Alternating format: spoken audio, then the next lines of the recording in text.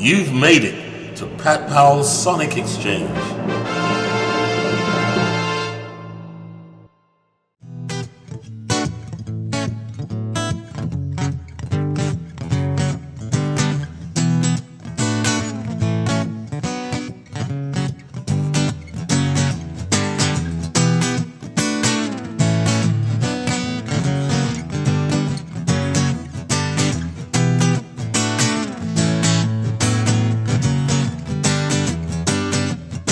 Well, I don't know everything, it's true. I know you, yes, I know you. I don't know everything, it's true. I know you, yes, I know you. I've not seen you when you do your do, and I like it too because I know you. I don't know everything, it's true. I know you, yes, I know you. Everything you own, well, it shouldn't be so hard to find. Everything you want will be yours in time. And I said everything that you want shouldn't be so hard to find. Everything you want will be yours in time.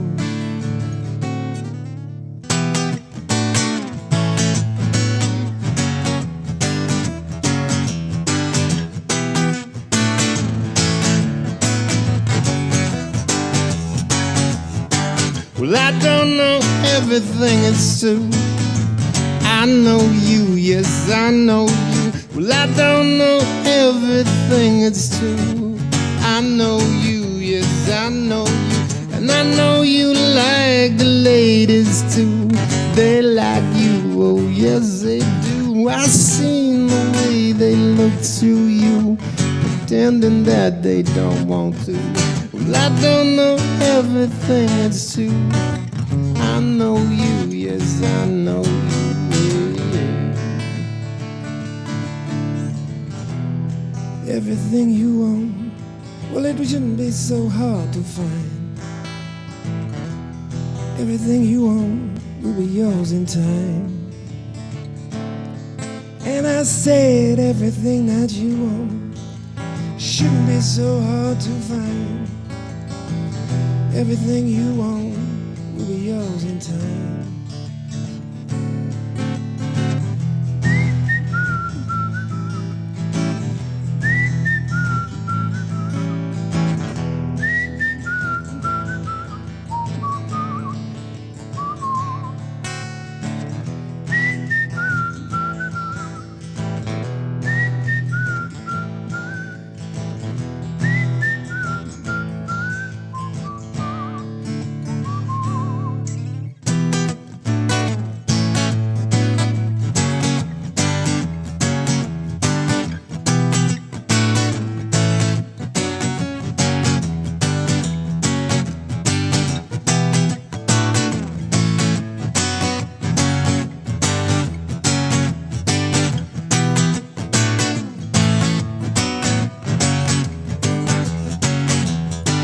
And I heard the lies that they told to you. You sell through, it was easy to. Ain't no one gonna make you do anything that you don't want to. Well, I don't know everything, it's true. I know you, yes, I know you. I don't know everything, it's true. I know you, yes, I know you.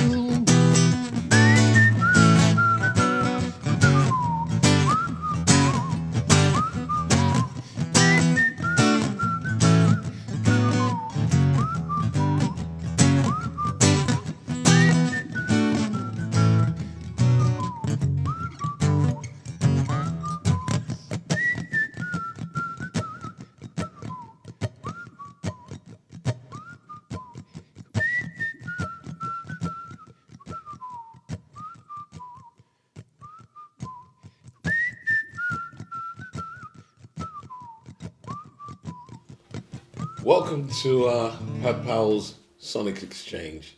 It's a pleasure to be here talking to you again.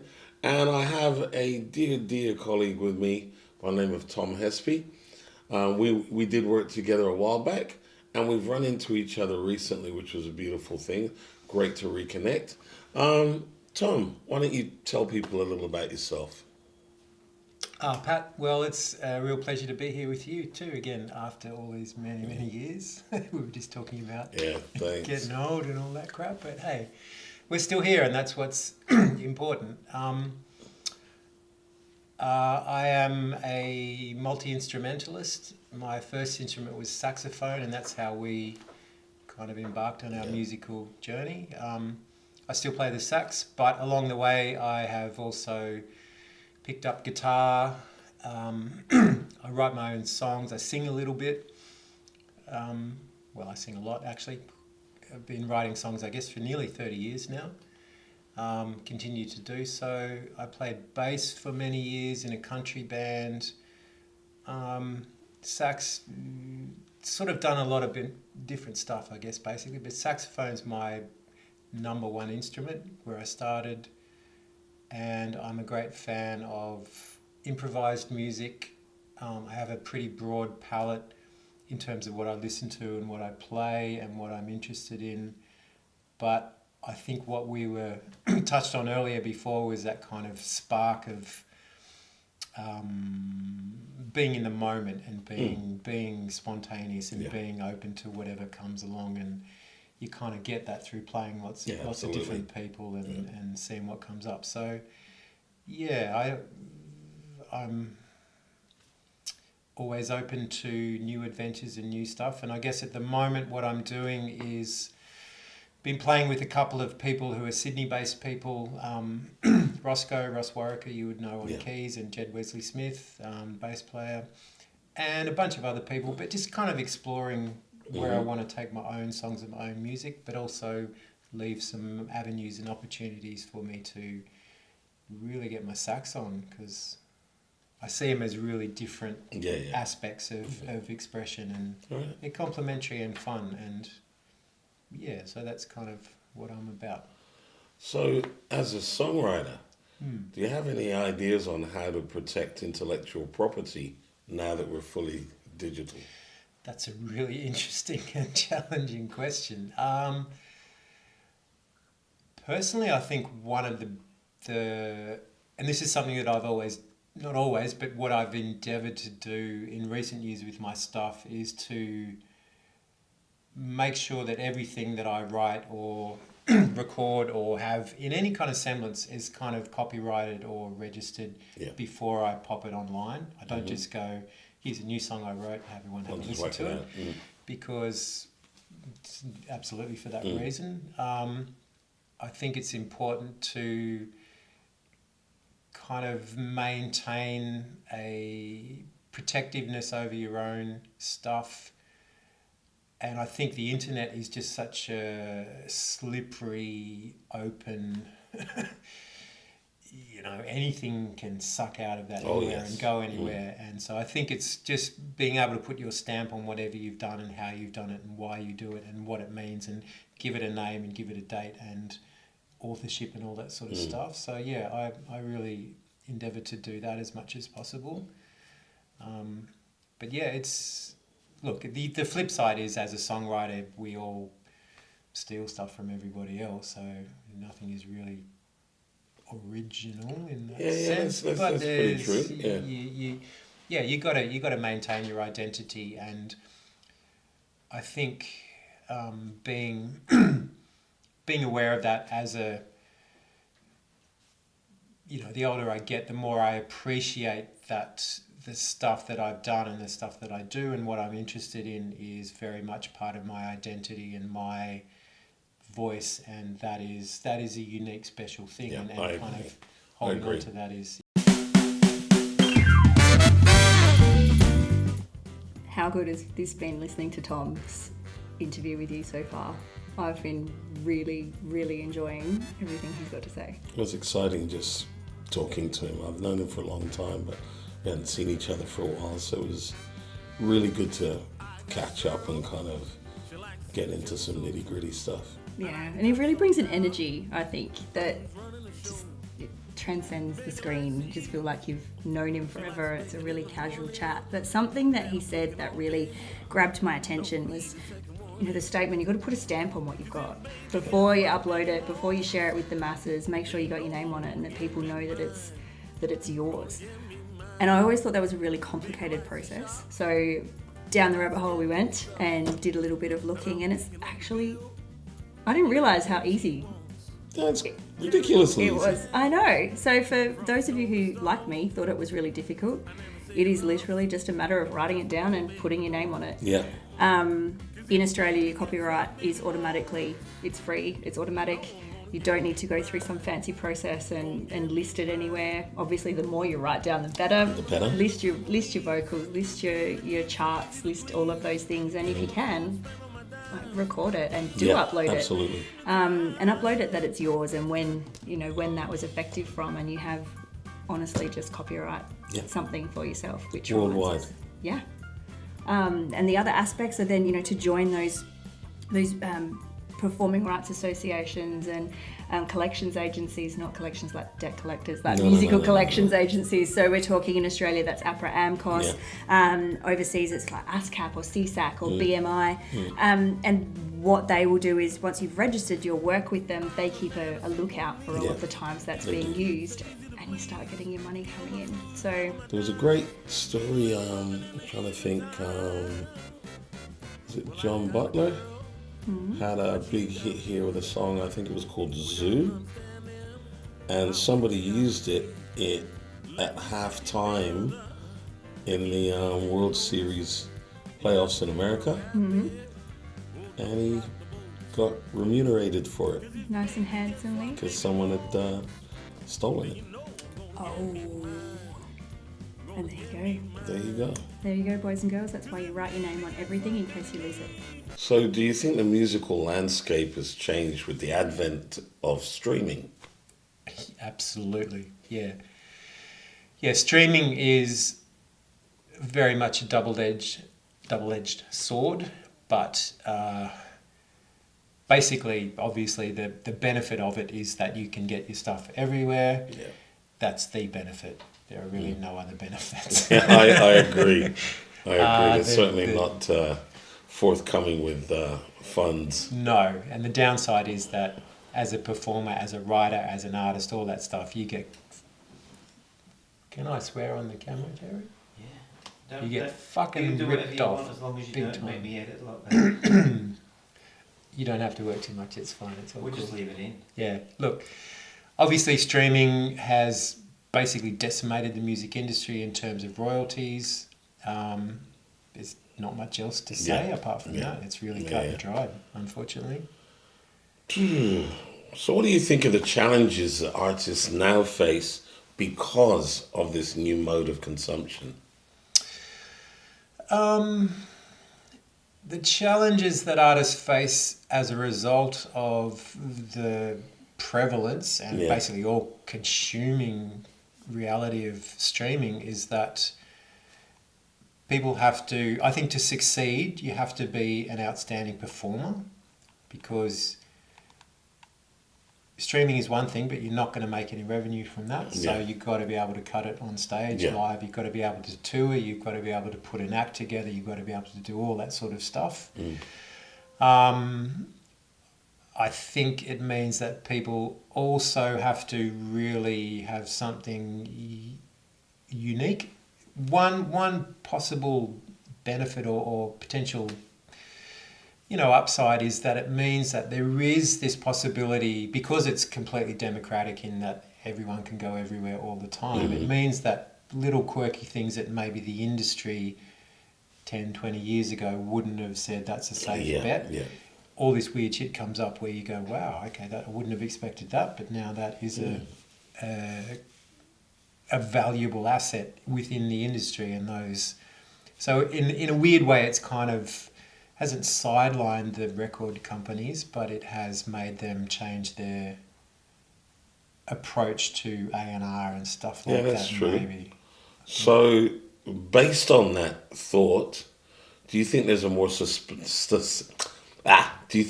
sustainable way to support musicians that don't top the charts?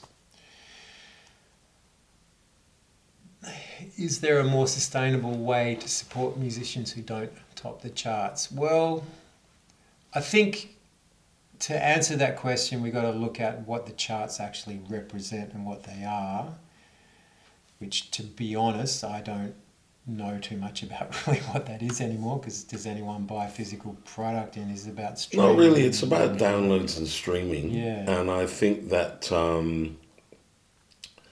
if you're at the top of your game, so if you're a Beyonce or a Taylor Swift, Yeah. you're getting enough downloads to be able to get something back.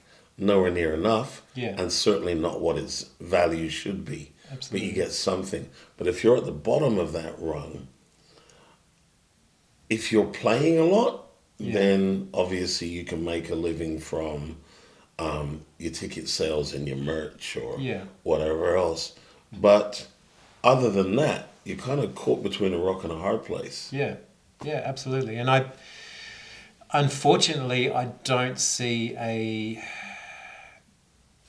simple or, easily achievable, tangible thing for that. It's just, you got to do the miles, you got to get in the car, you got to get on the plane, you got to do the rehearsal, you got to book the gigs, you got to build the audience, you got to do all that stuff, which musicians have always had to do. But you're not going to have the the confidence or the security of that major backing from you to do it, maybe, which people did 20, 30 years ago. Was there ever any security in this industry? In my experience, no. That's why I'm an expert barista. Look, do you think that the award shows that they have on TV these days, do you think that they support live music or should support live music? I think they definitely support the listening audience and the whatever is, trending and prominent and booming online and stuff. But in terms of how that translates to live stuff, no, to be honest, I don't think it does. I mean, we all know Taylor Swift was the biggest ticket draw card in recent years, and probably that will be that way for a couple of years to come. But she's an interesting example because she came up through that era of industry support, but she also did all the hard yards and blah, blah, blah, blah, blah. But would someone like her be able to get to that level of popularity? Maybe, but financial security in this day and age? Well, one of the not. things that she did, interestingly enough, was she went back and re-recorded all of her albums. Yeah. And then told everyone not to buy on Spotify, but to buy direct from her. And whether you like Taylor Swift or not, she can play, she can sing, she can write songs. Whether you like it or not is another thing. But she's done some good things to let the industry know that they're taking advantage Absolutely. of musicians, and there should be a more positive outcome. Even things like having a panic room for autistic fans, things like that are major. So I look at someone like a Taylor Swift and I think, well, I don't know your music really, it's not really my bag, but I have a great deal of respect for you as an artist that is trying to not just do the right thing by other musicians in the industry in general, but also trying to educate the audience as to how to keep the industry alive in a real sense, which is support the actual act and the artist, not so much the record industry. Absolutely, man, 100%. And she's, look, can I relate a little story about Taylor? Yes. I am co-owner of a vintage clothes store up in King's Cross, and when she was out here last year, we had a run-on sequence, okay? Everybody wanted to come in and buy these fabulous outfits, excuse me, because they were going to see Taylor Swift.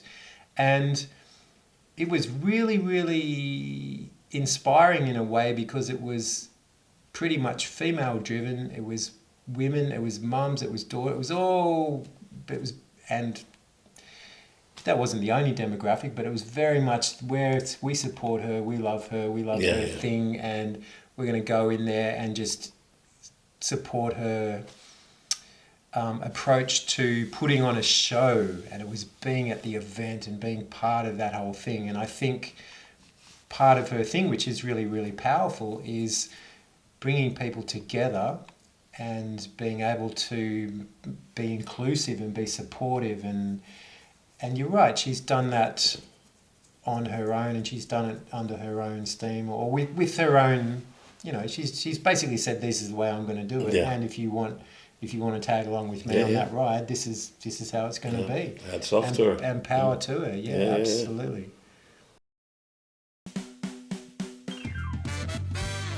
I enjoyed part 2. I did too. I've really enjoyed this one. I say that every time. I really am enjoying listening to Tom. I guess for me, it's interesting finding out other answers to things that I think I know everything about, and discovering that there's more and different viewpoints. Yeah. Or that different I questions. hadn't thought of. Yeah. Third of. New word. Hadn't heard of. Haven't heard of or thought of. Third of. Yeah. We'll call it a Patism. You heard it here, folks. We're going to copyright that and we're going to register it. But look, it always gives me an idea of something else that I can go and research. So, we talk about, and there was a really great statement that Tom made where he said, to succeed in the industry, you need to be a standout performer or just a really, really awesome all-rounder who can just excel at everything. Yeah, I agree with that. So I started having a look at, how many musicians, like, is there a data set somewhere that can tell me how many of us that start out as a musician actually end up breaking even or being able to support ourselves on it financially? And I stumbled across a data set called Chartmetrics, which looks globally at the music industry. They have 11.4 million artists who are registered on this site at the moment. So it increases by something like 1.3 million each year. Of the 11 million artists who are on their platform, the majority of them remain in what they call their undiscovered category. So to give you an idea of how big that undiscovered category is, in order to get into the next tier above that, you need to be in the top 35,000 in the world. That's it. So if you're undiscovered, the idea is you don't have a particularly significant following. Like you might be touring, you might doing small tours, and you might be doing some gigs. You might even have an album out, but it's not really considered to be at a point where they'd call it, financially viable. Yeah. So moving into that next category means you're starting to see some return, and you've got to be in the top 35,000 in the world in order to. That does not give musicians a lot of hope. It doesn't, and you know what I mean? It's like, so I guess for the ones of us, because I'm one of those guys, right? It's about the passion. So you do it regardless. Yeah. Because you love it and you don't want to do anything else, and it's your main means of communicating with a fan base or an audience out there. Yeah. Absolutely. And the statistics on this just continue to surprise me, the higher up those tiers that you get. So we go from undiscovered to developing, mid-level, mainstream, superstar, and legend. Legends have needed to be making money off of their music at a renowned level for 30 plus years. So obviously that's a fairly niche section of their website. But a superstar is someone who they consider to be, instantly well known. So they're your Taylor Swifts, they're your Ed Sheerans, they're your Justin Biebers. They're household names. You expect that they're doing well. The percentage of artists that actually equates to is 0.13%. So shocking. What that reinforces to me is the amount of work that goes into this. And we're talking about, we need to be able to market ourselves. We need to be able to do our own posters. We need to be able to book our own gigs, arrange our own music.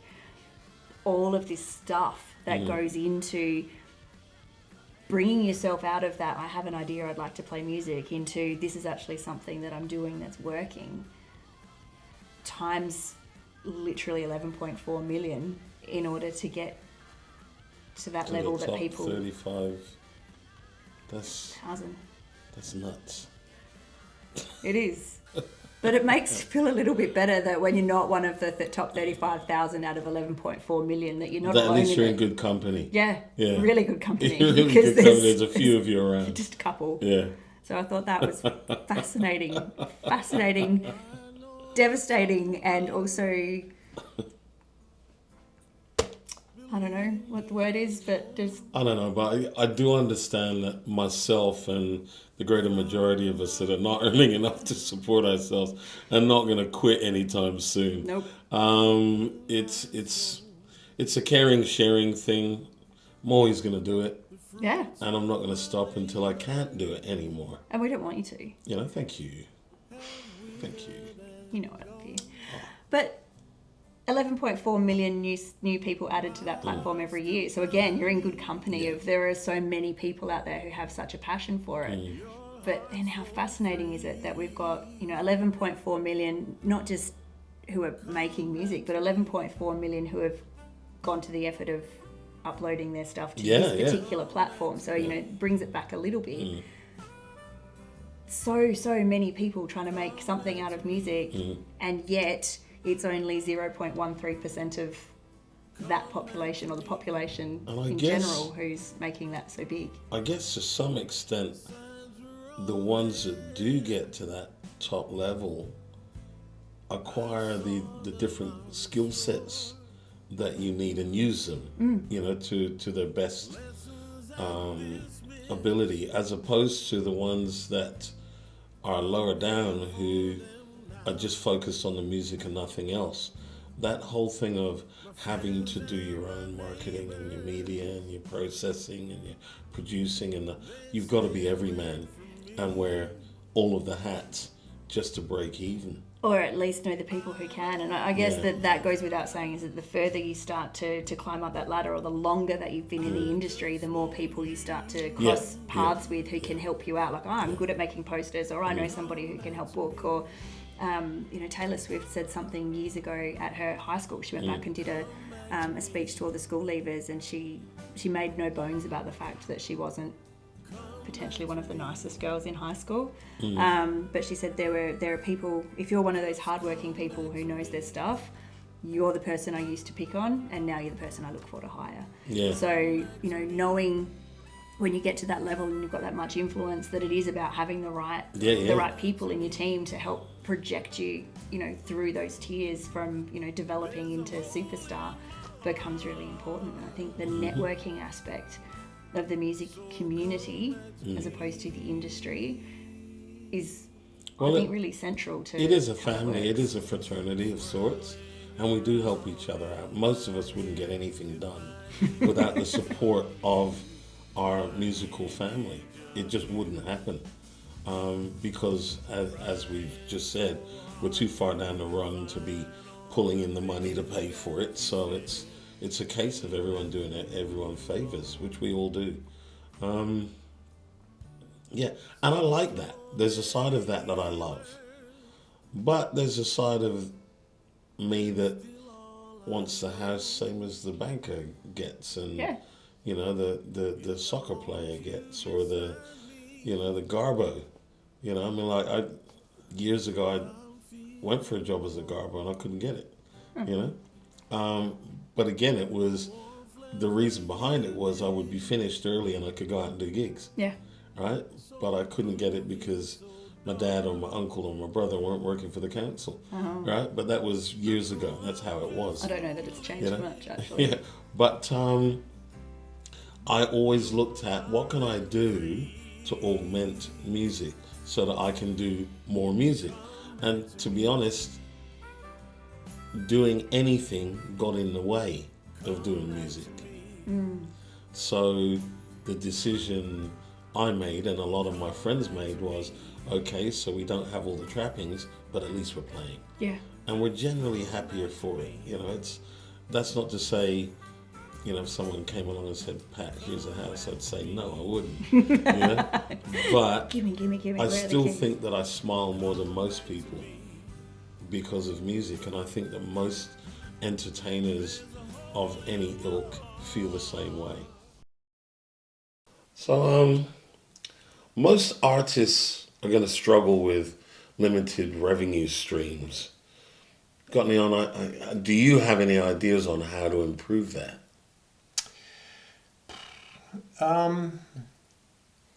just from your practical experience? To be honest, from my practical experience, my approach to my musical trajectory has always been I never want to compromise on the music that I want to play. Yeah. So if that means that I have to have an alternative revenue stream to give me the creative control over what I do, then that's what I'll do. And that's been the story of my life. Basically, I've made money so that I can play music, and I play the music that I want to play. I think that's the story of most musicians that Yeah. we know have had to, like in most cases, they're teaching, right? Yep. And still to this day, if you go to the ATO, there's no such thing as musician. Yeah. Right? You're an other, Yeah. unless you're something specific, like a teacher or Yeah. a welder or whatever, you know. So it's very difficult to stand up and be counted when, as far as the government is concerned and legislation is concerned, you actually don't exist. Yeah. Well, it's interesting when we read and look about, because I'm a big reader, right? And so, and musical biographies are a big thing that I read. And whenever you read about Miles or Coltrane or any of those dudes, in the musicians' union, we're in the union. If you're not in the union, you don't get to do the gig and blah blah blah. We don't have that in Australia. Australia's just a pretty small country that way, but you know, there is a lot to be said for collective empowerment, collective bargaining, stuff like that. It's like, yeah, well, we can all just try and hustle and try and get the same gig, or we can all go, you know what, screw that. We're not going to do this gig until that organisation, these people support us and pay us. But it's a small industry, and most musicians are not... We want to play music at the end of the day, and that's our blessing and our curse, is that it's not about hustling to make a buck necessarily. It's like, well, I just got to play. Just got to play. I can remember back in the day, the Musicians Union, which was a pretty toothless organisation, kind of claimed that they would be supportive, but were never really that good. But Actors Equity were a lot stronger and fought a lot harder for their people. Now, if you're in a band and you're going to go on TV, one of your band members had to be an Actors Equity. Right. So I was that person at the time. And Actors Equity would go to bat for you in a way that the Musicians Union never did. And so Musicians Union membership dropped off because nobody had any faith. Yeah. Now they're still around, but again, they're a toothless dragon, so to speak. And that's always been sad, because without the unifying voice of all musicians or all entertainers together, there's very little that can be done. Yeah, absolutely. And I think in the music industry there is this kind of... Obviously, if we're all musicians, regardless of what genre or anything like that, it doesn't matter. We're all the same, right? But it's so easy to get fragmented and go into your own little pocket or sphere, or I only do this music, or I only play those, blah, blah, blah, blah, whatever. And I think in a screwed up way, the internet has really facilitated that much more. You can just go from your bedroom to, you don't have to actually engage with other musicians, and that's when we sit down and do a show together, or talk or create or write or whatever, that's where the magic happens, and that's where the community is built. Like Miss Seeley's is a great example of that, obviously. It's, you know. So talking about the industry and digitization, is AI something to worry about or to embrace? That's a very interesting and loaded question. I think, to be honest, AI at this stage of the game is an unknown. But I've read enough sci-fi to appreciate and be cognizant of whatever potential might come from it. In terms of the creative outlet, I don't think AI is ever going to be able to recreate what you can do when you sit down and just start Heart and soul. whatever, computer can never do that, and a computer won't be able to improvise in the way that you can. A computer won't be able to read the room or do any of that stuff, and a computer is not going to be able to have the creative nuance to be able to put all that subtlety or everything into complex and interesting music. But the flip side is a computer is very easily going to be able to create a top 40 pop hit. But you could probably argue that they're fucking doing that anyway, and so the producer is kind of feeding it into that stuff anyway. So I guess what I'm seeing in that sphere is that there's going to be even more separation between human-made electric exciting spark stuff, and there'll just be cookie cutter stuff. And I think that divide will become more clear over time. Computers and AI will become more subtle in the way that they do things, but I don't think you'll ever be able to entirely replicate that. I agree with you. I believe that AI in the hands of the right people will do something credible. Yeah. And in the hands of the wrong people, it'll be abysmal. A bit like when sampling first came in years ago. Exactly. You put samplers in the hands of a musician, you still ended up with something creative and wonderful. You put the sampling in the hands of, say, dare I say this, a DJ and purely a DJ, and what you get is something that's completely different without the dynamics and the heart and soul that a musician that is passionate would imbue. Yeah, absolutely. There's a particular uniqueness that you get from being someone who plays an instrument, sings, does it physically with their body, and just the quirkiness of your imagination and your sonic fascination with something. You don't want. That's the thing. We don't want to create. We don't want to replicate something. The whole aspect is to create something new. Whereas AI robots is really just about taking all the shit and just repackaging it into this slightly different format, but with the same scaffolding. So, I got one more question for you. Hit me. In this time, right now, is being an artist still worthwhile or just a dream? It's always worthwhile. And it's a dream. But, look, one of the best experiences you can have in life. Well, I'll give you two of the best experiences you can have in life, okay? One is being asleep and dreaming. That is just profound and amazing and interesting, and that's a completely personal and unique experience. You will never have the same dream, or even if you do have recurring dreams, they're always going to be a bit quirky built. And also having a dream in terms of just being aspirational. Yeah, it's something to aspire to, but is it worth doing? Absolutely, it's worth doing, because in my life, I just turned 51. I've been playing music since I was 11, 40 years, and I've been, anyway, we don't do the numbers so much, but it's been a big slice of my life, and it's been the thing in my life which has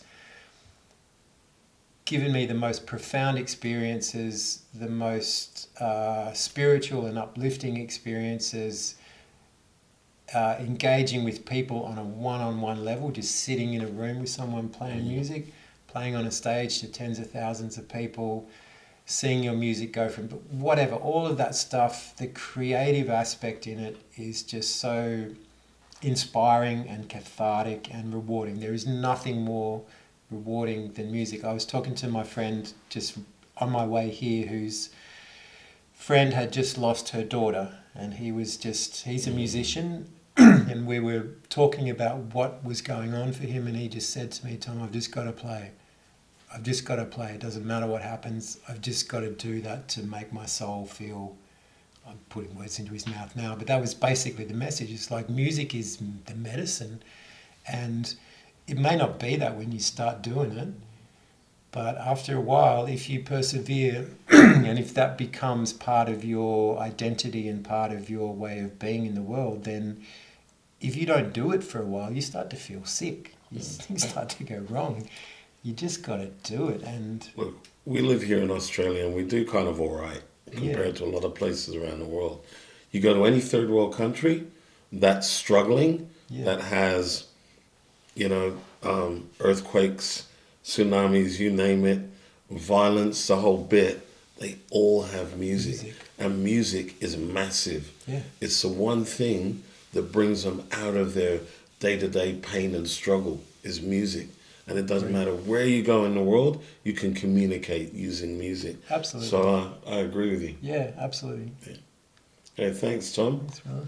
An absolute pleasure having you Yeah, here. it's good to see And you. I have to come out and see you do one of your things soon. You've made it to Pat Powell's Sonic Exchange.